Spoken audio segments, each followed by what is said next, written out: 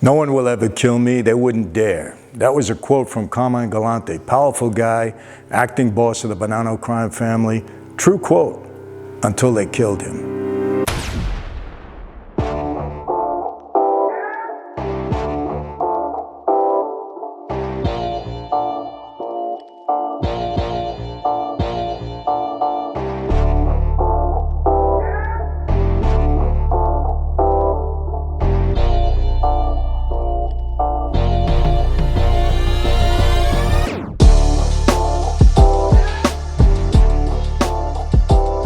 Hey everyone, welcome to another sit down with Michael Franzese. Hope everybody is doing well. And hey, 2021, we're in the new year and we made it. And hope everybody had a festive and happy New Year's Eve.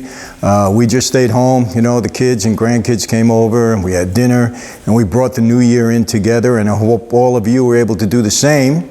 You know, I know it's a little different this year, obviously with COVID, and we all understand that, but hey, we make the best of it. That's what we try to do.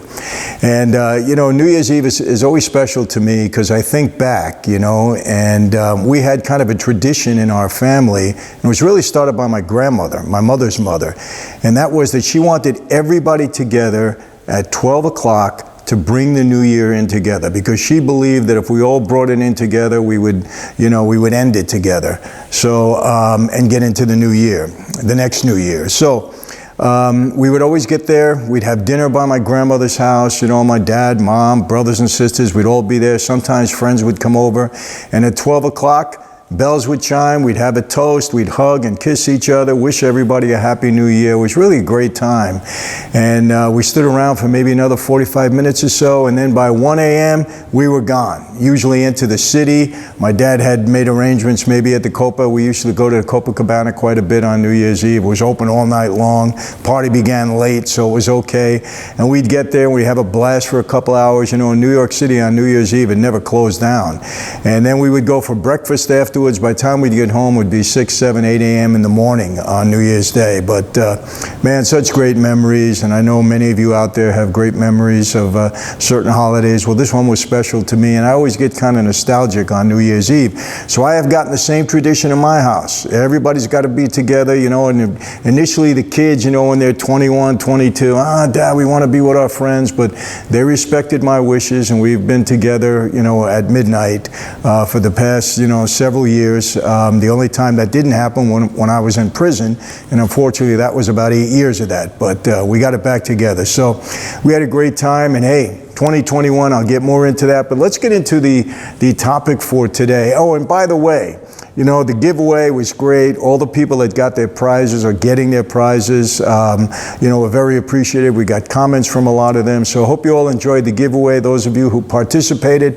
And stay tuned, because we will be doing this on occasion throughout the year. Whenever we reach a milestone, it's all because of you, because you're loyal and because you tune in. You know, the last one was 300,000 subscribers in 5 months, and it's already growing. I think we're up to 325 already in the last week. So we're going to continue to give away what we can. We really mean that, because we do appreciate what you do. You have a lot of choices on YouTube, and we're very grateful that you tune in to us. So, but let's get in to the topic for today. And you know, I want to give you some life lessons that I took from the mob, and that I think you can apply to everyday life. I'm going to do it a little bit differently though, because I'm going to give you some quotes for some very famous mobsters that you'll know, and we're gonna take that quote, and then we're gonna see what lesson we can learn from it. And I got them here on a piece of paper, wrote them down, and the first one is from Al Capone, and he says, "You can get much further with a kind word and a gun than you can with a kind word." And that was Capone's message. And my lesson out of this is that's not true. You know, in most cases in life, kindness really matters, even on the street. You know, people, when I was in that life, you know, I didn't try to resort to violence and resort to disrespect as my first weapon or my first approach. You know, I tried to be nice to people. You know, there's a saying, you catch more flies with honey than you do with vinegar. And in most cases, that works. When people think you're kind to them and you respect them, as long as they're not trying to get over on you for some reason, it goes a long way. Trust me. And it's the same way in life. You know, you try to be kind to people, you try to be respectful to people. It works out most of the time, or a good part of the time. You know, in that life, when we had to resort to the other ways, at least for me, I did. I would tell all my crew, look, you know, the first approach is always the nice approach. If that doesn't work, let's talk about what we do next. You know, we are who we are, but that's not the first cause of action. And in life, I believe it's the same. Kindness works. It means a lot. People understand that and they respect it. So always try to be kind first. Really, really. And it didn't really work for Al Capone.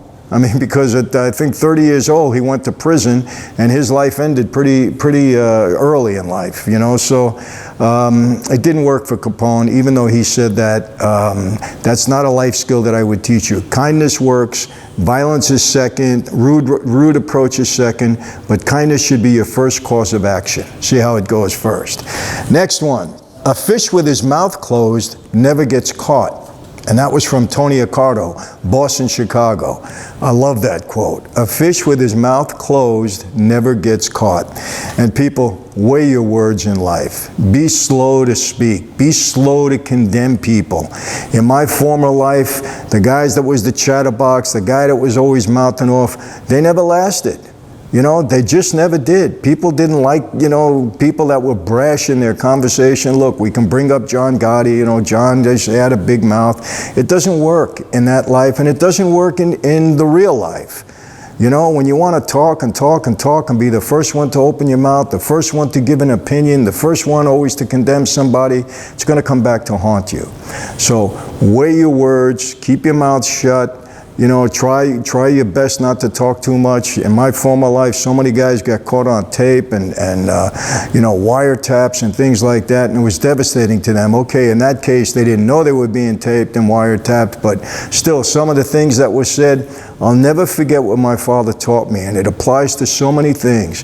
My father taught me this. He says, Mike, or son, if you and I were to go out and we would do something that was illegal, or we would commit a crime, once it's over, 1 second after it's over, if you ask me about it, I'm going to say, I don't know what you're talking about.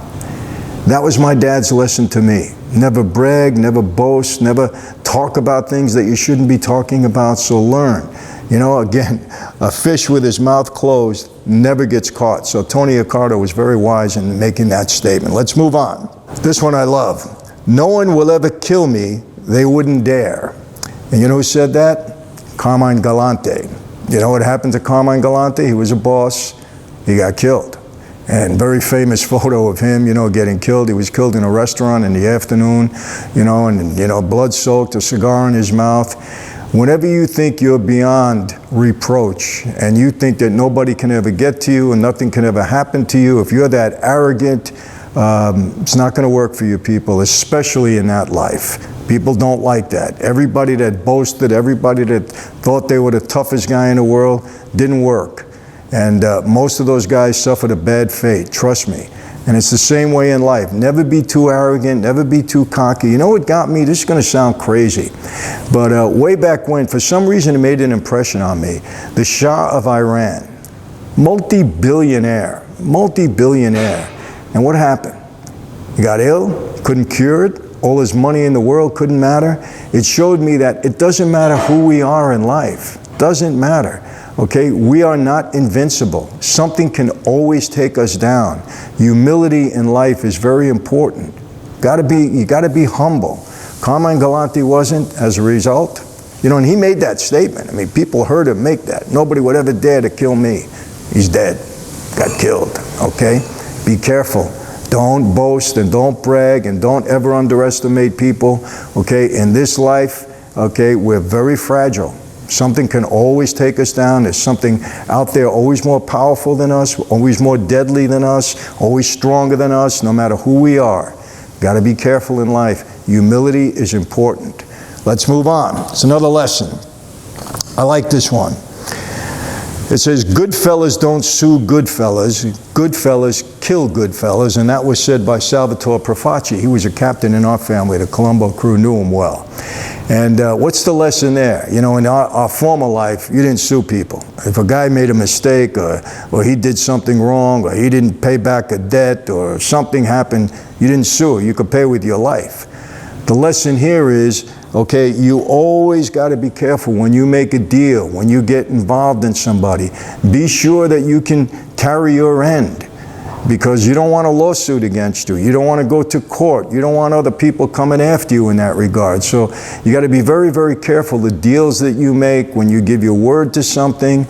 You know, I've screwed up in the past and I suffered the consequences as a result of that. You know, sometimes I thought I could handle something. I always think I can handle something. Well, there's times when I couldn't, and I paid the price for it. I overestimated my own abilities, my own talent at times.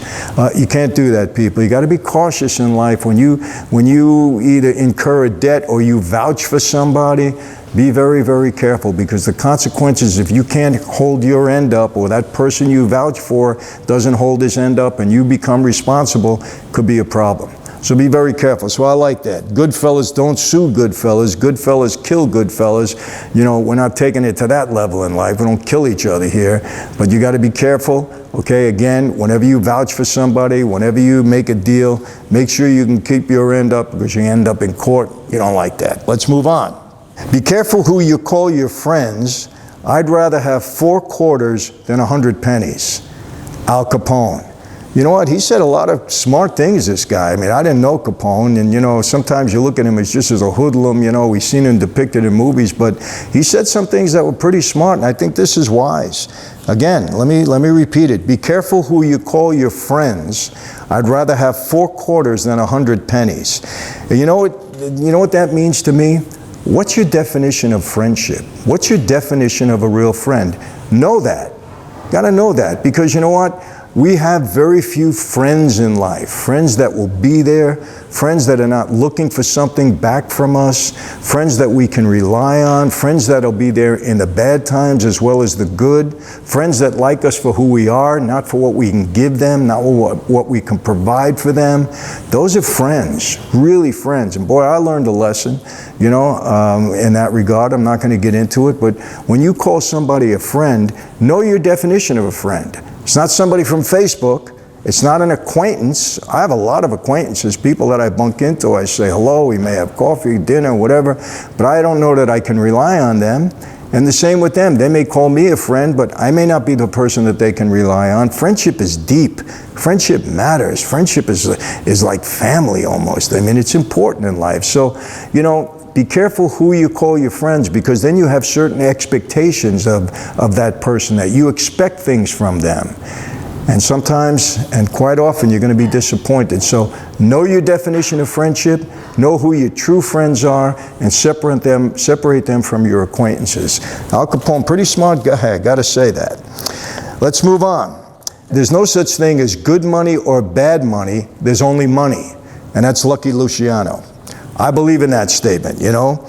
And, you know, the Bible tells us that money is the root of all evil. Some people misinterpret that. They think that they're saying money is evil. The money is not evil. It's the root of all evil. It's what the desire for money, the passion for money.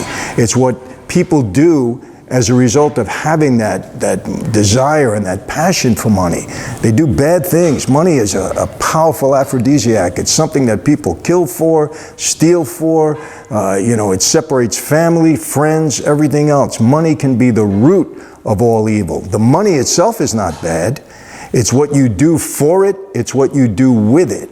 You know, we heard the term blood money. Well, I don't want that because it's blood money. Well, you know what? It's the person that caused it to be blood money. The money itself is not blood money. It's the person that caused it, that did the act to obtain that money, that makes it blood money. So I agree with Luciano on this. Money is just money.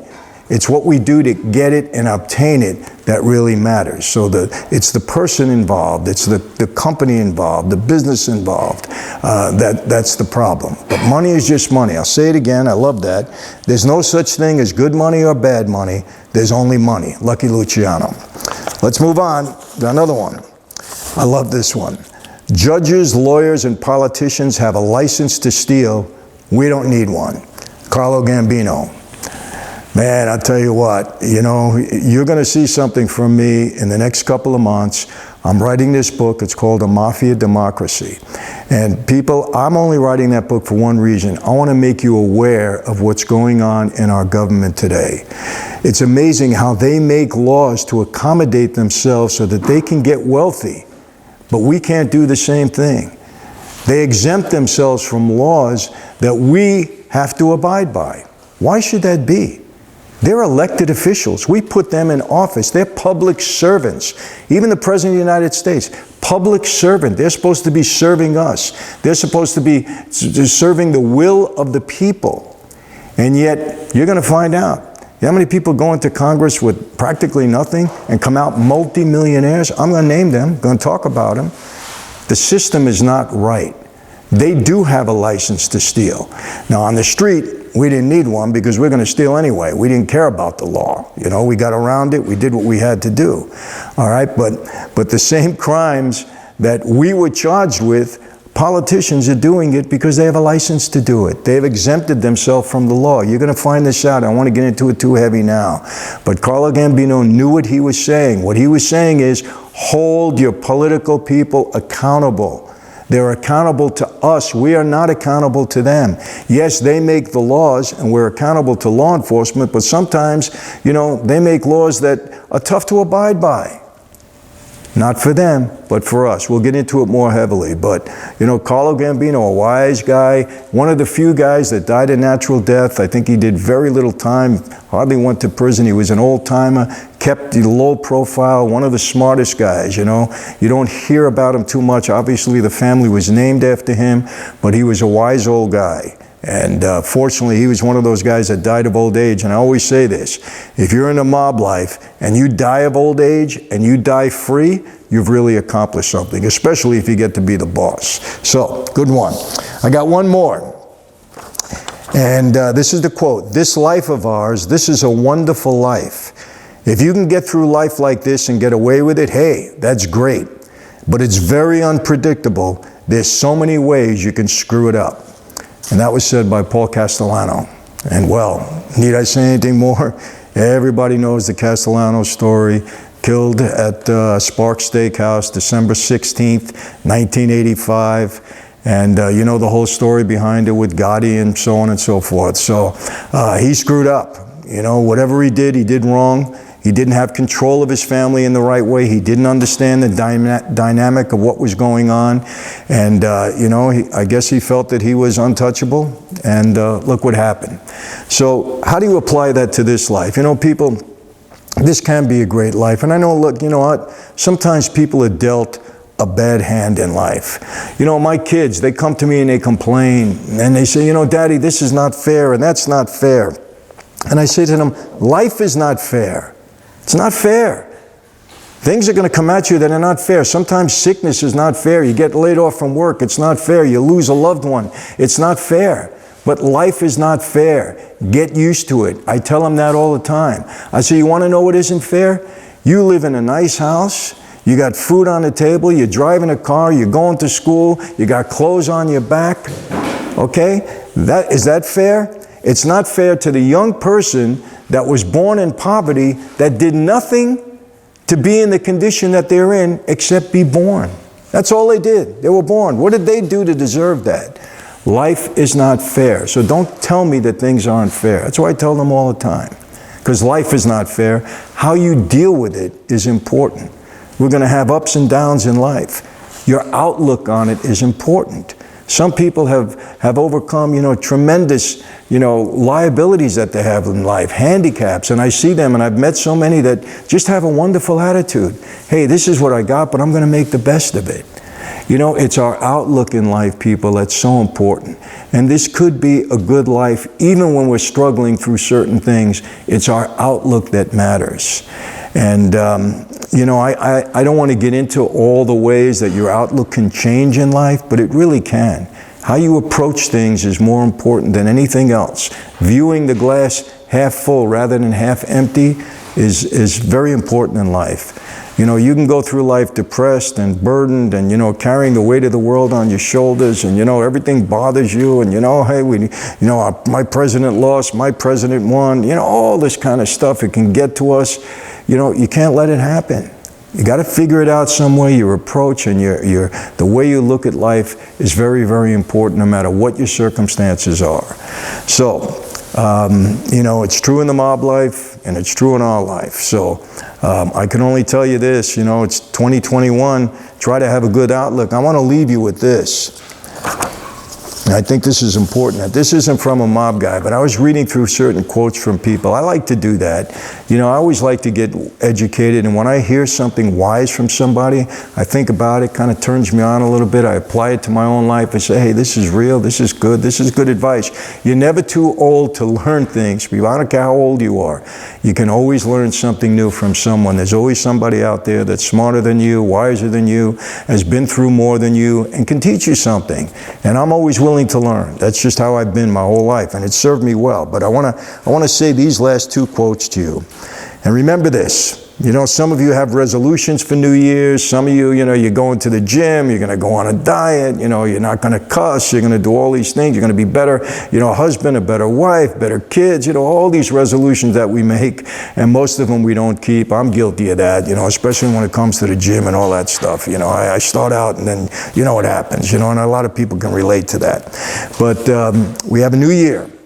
And we can start with a fresh outlook. And I want to tell you this. This is a great quote. It says, although no one can go back and make a brand new start, anyone can start from now and make a brand new ending. So you've had a tough time this past year. A lot of people have. And it's not over yet. But you can't go back and change what happened in 2020. But 2021 is coming up. It's here now. I'm sorry.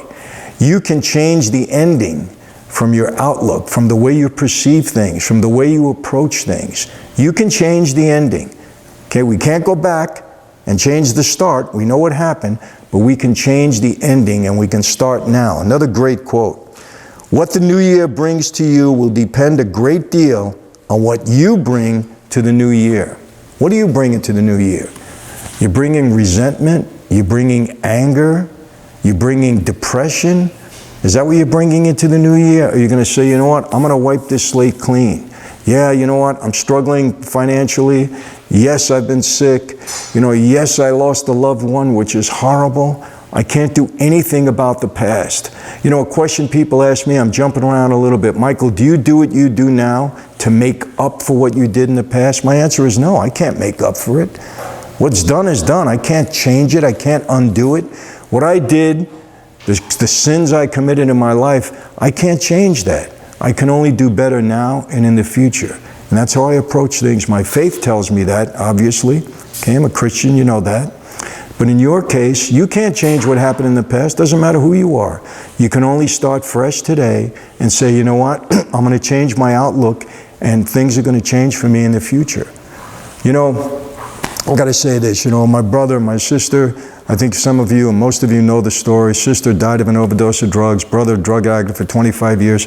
I can't tell you how many times we put them in rehab programs, you know, and we did everything to try to get them out of the drug habit and cure them. And I learned one thing. When somebody doesn't want to change their situation, it's not going to change. Can't change it for them. I've said this about a drug addict, and I've been around him all my life. You can put a drug addict in the middle of the Sahara Desert and somehow they'll find drugs. It's unbelievable. And I experienced that with my brother and sister and others. Okay, until they want to make the change, it's not going to happen.